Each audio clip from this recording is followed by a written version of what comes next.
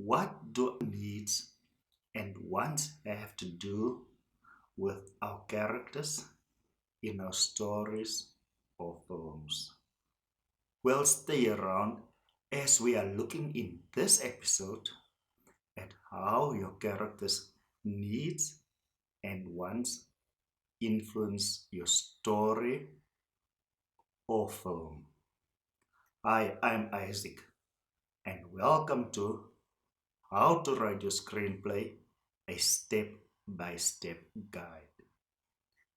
As I've said in the introduction, we are going to look at needs and wants and how it influenced the characters in our stories or films.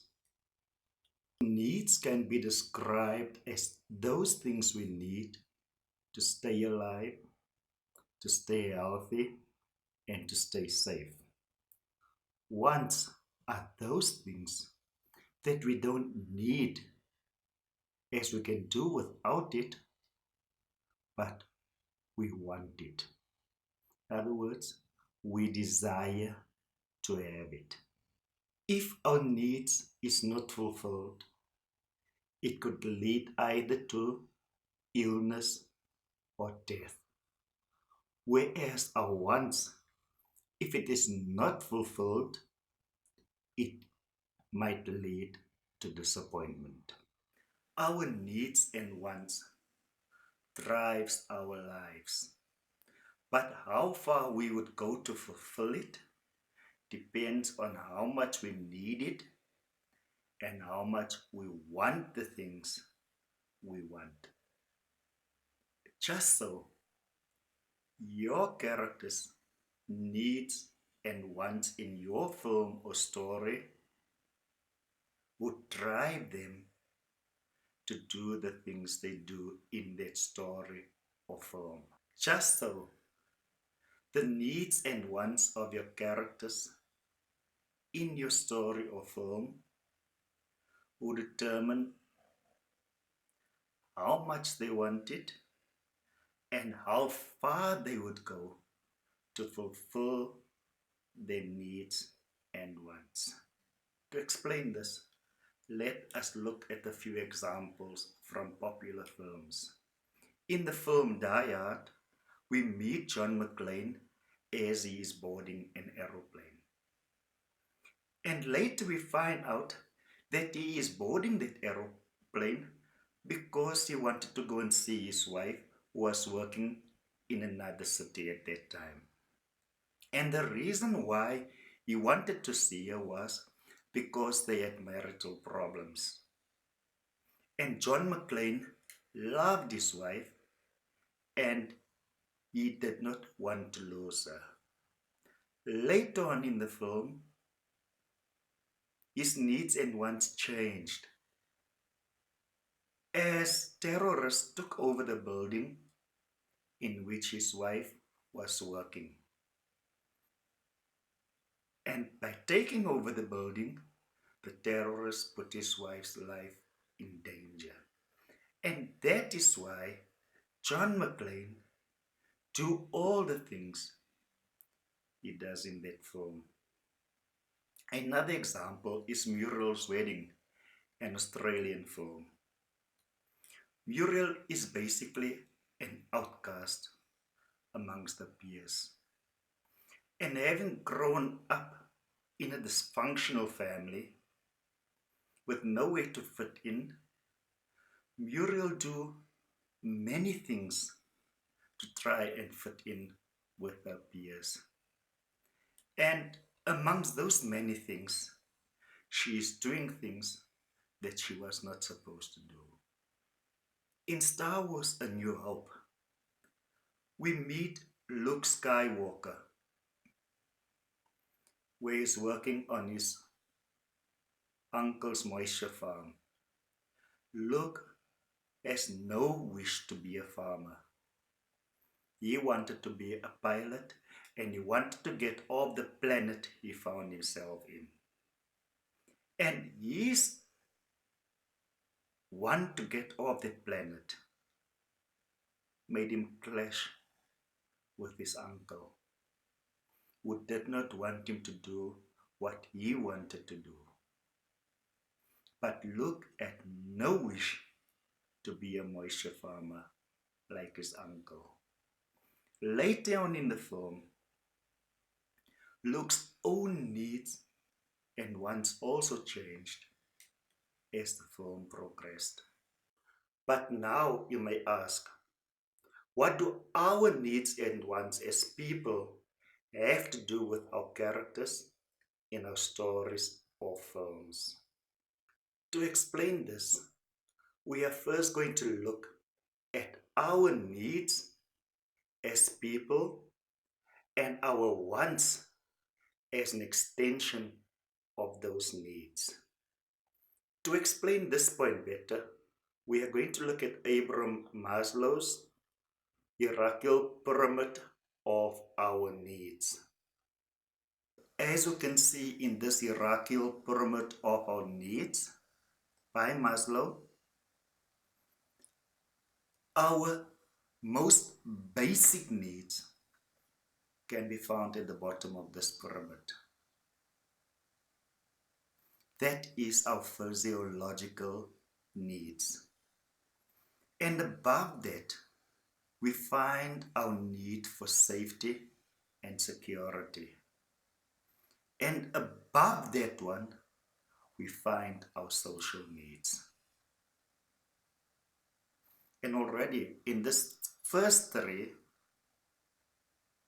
physiological needs, safety and security needs, and social needs, I can already see possible stories. But what is these three basic needs? Or the two basic needs plus the social needs? Physiological needs is those things that we need to stay alive. And that is food, water, air, warmth. Those things we need to stay alive. So in those things, we'll find our clothes and our shelter. The second one is our need for safety and security. Our safety and security needs is our need to be safe, to feel secure, to have freedom from fear. Our social needs are those needs where we want to feel loved. We want to belong. We want to associate ourselves with people or groups. But most of all, we want to know that people care for us, that people love us. And these three needs are really needs that we can't go without. If you don't eat, you will die because you can't stay healthy. And to stay healthy, we might need medicine when we fall ill. Safety needs are those needs that allow us or help us to feel safe and protected. Safe from fear. We want to feel comfortable. Our social needs, the need to belong and be loved. People are social beings.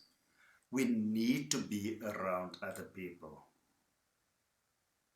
We need to feel that we belong somewhere. Just imagine yourself at school. All the kids are in groups. And here you are sitting one side.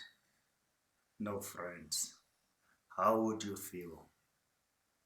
Of course you would feel like an outcast because it would seem as if no one wants you. And that is something we as people don't want to feel. We want to be accepted by other people. We have a need to talk to people. We have a need to relate to people. And if that need is not fulfilled, we can develop psychological problems. As I have stated before, our wants is an extension of our needs. Our wants is those things I've said that we want but don't really need to stay alive. But it is also connected to our needs. For example, we need clothes to keep ourselves warm, which means everything that can cover our body and keep us warm is sufficient to use to keep us warm. But that is not what we want. We as people not only want to keep warm, we also want to look good. And that's why people want to have fashionable clothes.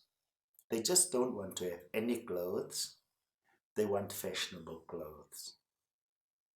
And with fashionable clothes, I mean not only clothes that is in fashion, it must have a certain name or names attached to it, which would make it more expensive than cheaper clothes that are not so-called name clothes. So we are willing to pay more for those things, as it's more than just a covering to keep us warm. Just so, a normal shelter that is sufficient enough for people to sleep in, to be safe at night, would be enough. But that is not what we want. We want houses that we can say we stay in this big house with so many rooms. It looks so and so, and the furniture is so and so on the inside, because we have a need to boast with what we have.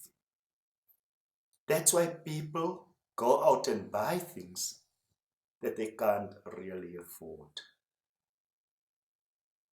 And to be able to buy those things, they need to work harder, or they have to get loans at the bank to buy those things, which put them more and more in debt. So with this wants, we also get another extension called demands. We don't want a car. We want a BMW, even though we can't afford that BMW. So we would do anything to be able to afford that BMW. Also, and this is specifically prevalent amongst young people, and I've seen it more and more amongst all the younger people now, in the range between 25 and 35. They don't want to stand out in the crowd. That's why they would go to great lengths to buy fashionable clothes, to fit in with their friends. They would spend money that they don't have just to fit in with their friends. And that is the effect that our needs and wants have on us. For our basic needs to eat, we need to work to get money to eat. But what if we don't have a job? What then? Then it is determined by how far a person will go to get that food. A person might go into the street begging if they can't get a job. Or people might be driven to stealing to be able to get food. Just so a person who is working and have a nice small house but don't want to live in that small house and want to live in a bigger house might commit fraud at work to get the money to be able to afford that bigger house, or might resort to theft to be able to buy the things that they want. And so people would also join gangs to feel safe and secure, especially if they are bullied by other people.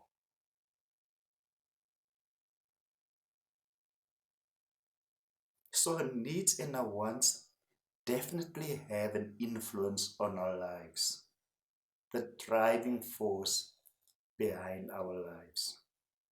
Just so your character's needs and wants drive your character to do the things they do.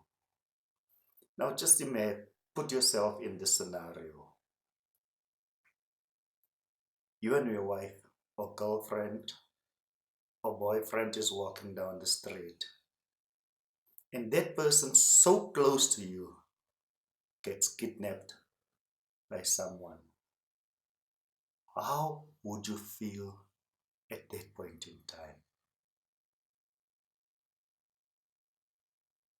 What would go through your mind when that happens before your eyes?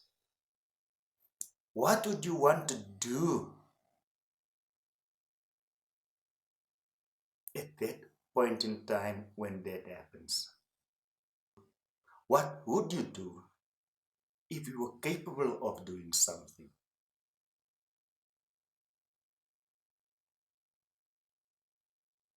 So we are also driven, we are driven to fulfill our needs and wants. But there's sometimes that we can't do anything about it when it is threatened, except to go the legal way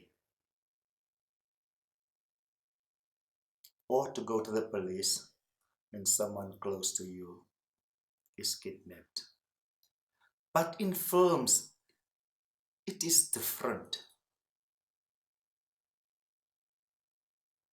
In a film, your character might act differently in a situation like that.